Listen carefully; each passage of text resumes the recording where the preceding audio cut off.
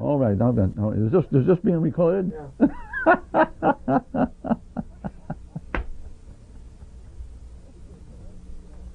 Okay, well, that's the problem, Henry. If I can just look at you and talk to you, there's no problem. Okay, good. Yeah. For a second. The poem is not a metaphor for life. The poem is life.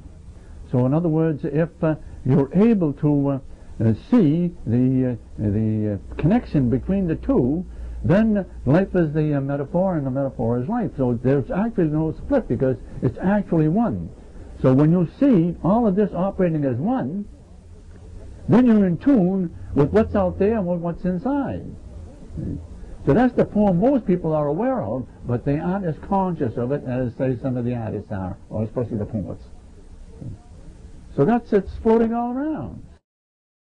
Here are 3 examples of the poem in action. Adolf Matz is 84 years old. He's been a primitive painter all his life. And I figured that in time he would lose all his paintings, or they would get lost.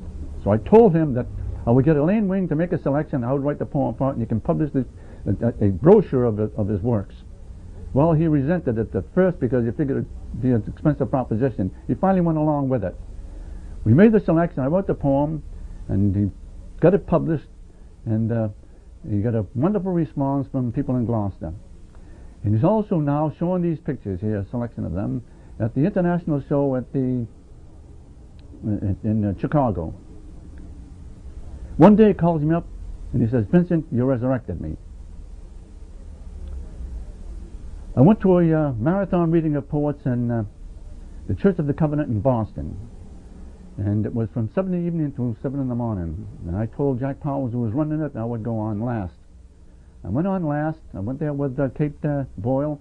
And inside there were about a half a dozen poets there ready to leave the church. And I get up and I spoke. I spoke about my sense of self and what I was doing and what the poem meant to me. And I sang a sense of bringing together the essence of myself. After it was all over, I went downstairs in the basement with Jack Powers, and he says, "You're the first poet I've given $100 to who didn't read a poem." He missed it. Kevin Stevens had a show of paintings at the Rockport Art Association. He asked me, and Barbara asked me if I would write a poem for the occasion. Well, after a while, I decided that. And I did read the poem there. Among the people who were watching the pictures, and I had my eye on one particular picture which I liked. I came home and I was lying down and I was thinking about it, and I got a call from Kevin, and he said that we're at the Japanese restaurant, would you come and join us? I said, yeah, it'd be a pleasure to. So I went there. I said, I was lying down thinking about one particular nude which I liked very much. He says, yeah? He says, it's not sold. He says, if I don't sell it in 2 weeks, it's yours. I came home, I put the jinx in the picture. After a while, the zipper was over. He says, I didn't sell the picture, it is yours. In the meantime, what happened is that George Buttock was putting together a story of my life and my work in the Dictionary of Literary Biography. And the poem that I'd written for him got placed in the story in the dictionary. See how all these things weave together? From that which is evanescent into something which is concrete and stays forever. And that destroys the separation between art and life.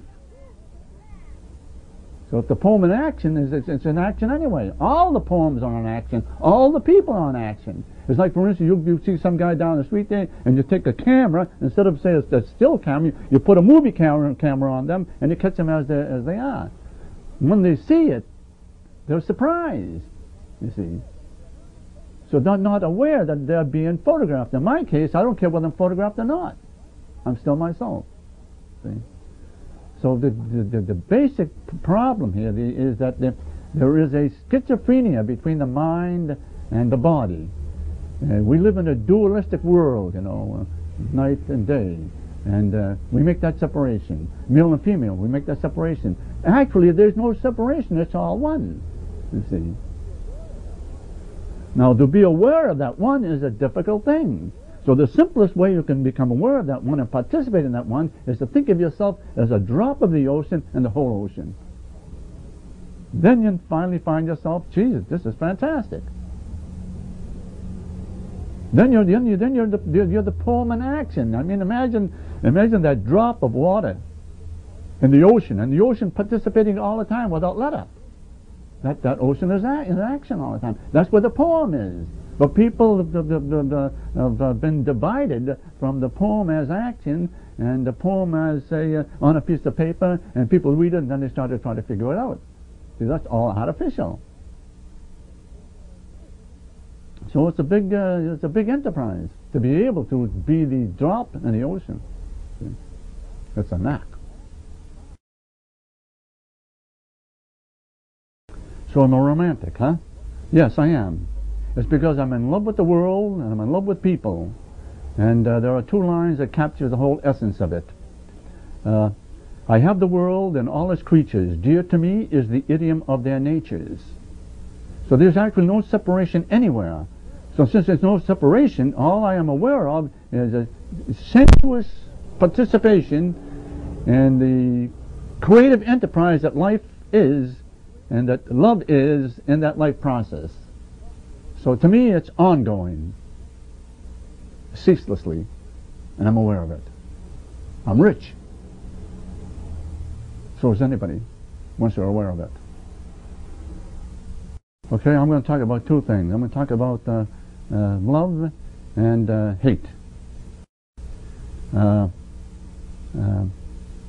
and hate is a combination that most people are affected by and almost are driven by. I love that which is beautiful, and I love the world for the way the world is. I participate in my sense of the beauty I see all around, and yet nature is so innocent in its expression of itself that I absorb it entirely all the time. But on the other side, there is anger in me against the way people do things to each other that is almost inhuman. We have wars. A war is necessary. I am angry at how our culture is foisted in such a manner that the younger people are driven to get what our society says, this is what you want. Get the goods, jewelry, cars, guns, power.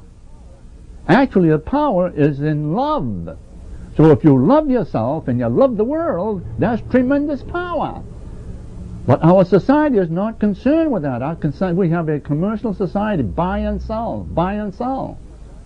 And apparently that buy and sell increases the initiative to go out and get the money, and get it fast. That's part of our culture. Now what do we do about that?